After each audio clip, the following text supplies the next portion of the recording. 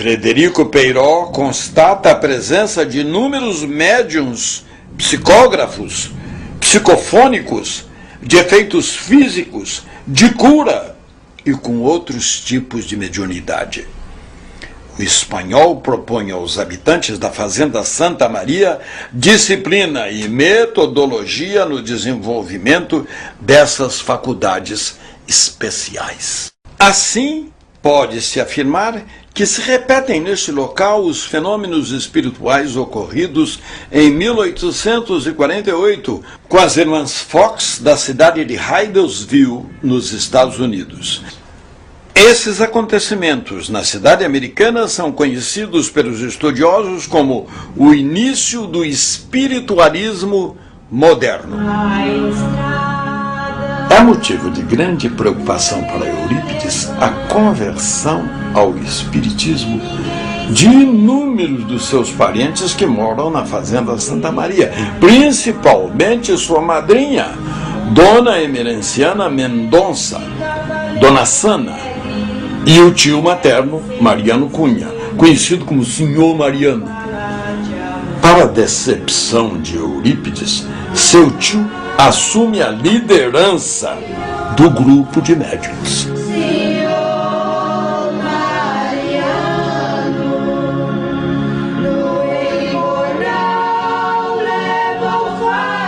Quando vê o afilhado, Dona Sana lhe fala da quantidade de fenômenos mediúnicos dos quais é testemunha nas sessões espíritas na Fazenda Santa Maria e das significativas pregações evangélicas realizadas por gente humilde, analfabetos e semi-analfabetos. Eurípides, um católico fervoroso, mantém longas discussões sobre o assunto com o tio, tentando fazê-lo desistir de seguir o espiritismo.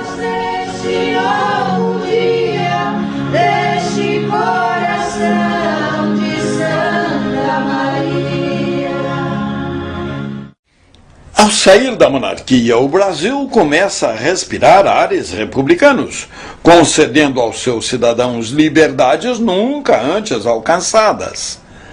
A nova Constituição garante liberdade de culto e de pensamento, mas por pressão da religião católica, de positivistas e de médicos alopáticos, o Código Civil Brasileiro de 1890 considera a prática do espiritismo crime.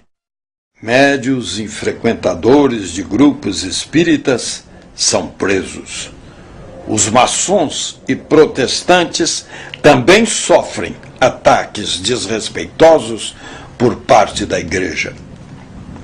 O médico espírita Dr. Bezerra de Menezes, em sua coluna no jornal O País, sob o pseudônimo de Max, afirma que essa lei decretada no Brasil demonstra um atraso medieval e que mais se assemelha a um castigo da época da Inquisição.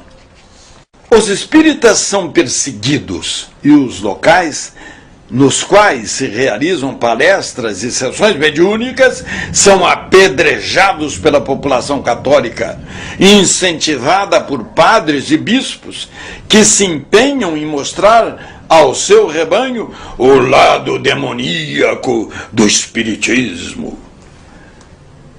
Os espíritas afirmam que suas práticas religiosas e filosóficas são baseadas no Evangelho do Cristo e que seus princípios são frutos de pesquisas sérias. Nesse período, no Rio de Janeiro, são fundados vários grupos de intelectuais para estudar a doutrina de Kardec, destacando-se o do advogado Antônio Saião, pai da cantora lírica Bidu Saião. Esses grupos espíritas exigem o fim da escravidão e apoiam a República. É de um desses grupos que surge o movimento que fundou a centenária Federação Espírita Brasileira, em 1884. Intelectuais, políticos, médicos, militares e jornalistas como Quintino Bocaiúva, Joaquim Nabuco, Saldanha Marinho, Bezerra de Menezes, Bittencourt Sampaio e Arthur Azevedo simpatizam com o espiritismo ou se tornam espíritas. Entre as mulheres se destaca a educadora Anália Franco. Os escritores Machado de Assis e José de Alencar fazem parte dos incrédulos e afirmam que o espiritismo é, abre aspas, uma fábrica de loucos, fecha aspas. Em Sacramento, Eurípides Barçanufo toma conhecimento da opinião dos dois grandes escritores brasileiros. Eu sei que o presidente lá do Rio, da Federação Espírita, ficou sabendo que Bezerra de Menezes estava manifestando aqui, em Minas. E mandou um mensageiro aqui. Mandou um mensageiro aqui, o mensageiro chegou aí, olhou tudo aí e tal, e ele mandou um livro, depois da morte de Leon Denis, não é?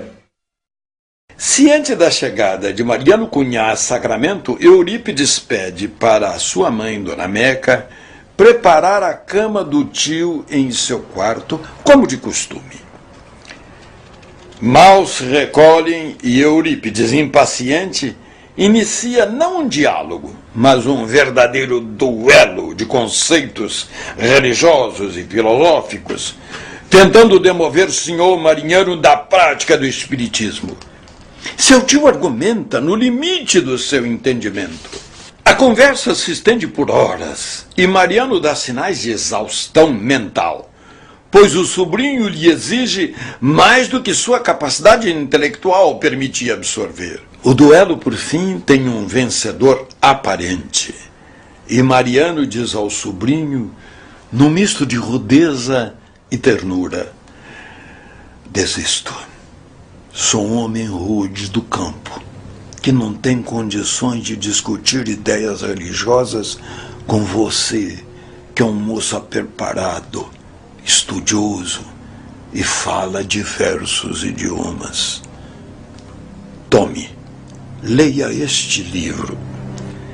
E entrega ao sobrinho o livro Depois da Morte, do filósofo e intelectual francês Leon Denis, lançado na França no final do século XIX. Obra que há mais de 100 anos fascina gerações devido ao seu conteúdo filosófico, literário e humanista.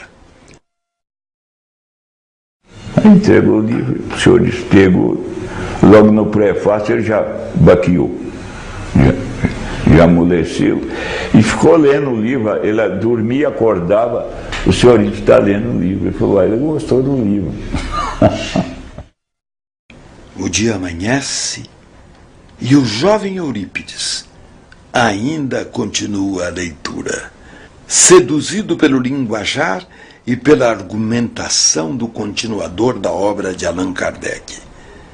A partir daí, passa a olhar para o tio de uma maneira diferente. Mas a conversão definitiva de Eurípides ao espiritismo não se daria com a leitura de Depois da Morte, embora tenha sido este um momento decisivo que o levou a refletir sobre os postulados da doutrina dos espíritos. Começa o ano de 1904. Abalado em suas convicções na fé romana, Eurípides estuda o espiritismo e cada vez mais se afasta dos ofícios religiosos da igreja. Um, porém, sobrepõe-se aos demais: o das boas aventuranças. É a velha questão que insiste em perturbar o jovem católico. E o Eurípides vem à Sexta-feira da Paixão e chega em Santa Maria, viu que o trabalho estava sendo realizado na casa de um camponês. Se dirigiu àquela casa e lá chegando sofreu uma primeira surpresa. Todos os habitantes de Santa Maria estavam presentes. Unanimidade. Não havia um contrário.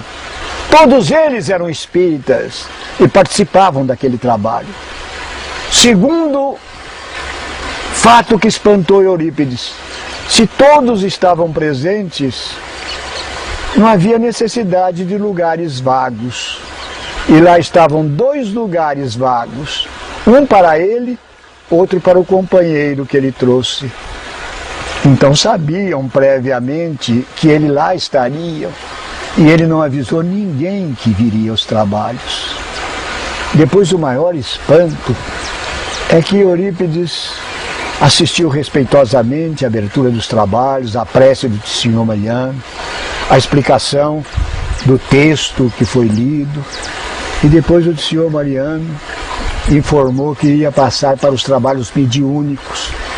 E nesse instante, depois ele contou, mas mentalmente, Eurípides teria dito: se isto for verdadeiro, se os mortos puderem voltar, eu gostaria que João Evangelista me informasse através do Aristides, um dos que compunham a mesa de médiuns, e ele conhecia todos, porque todos eram parentes dele, pela origem até, através de Aristides, as bem-aventuranças.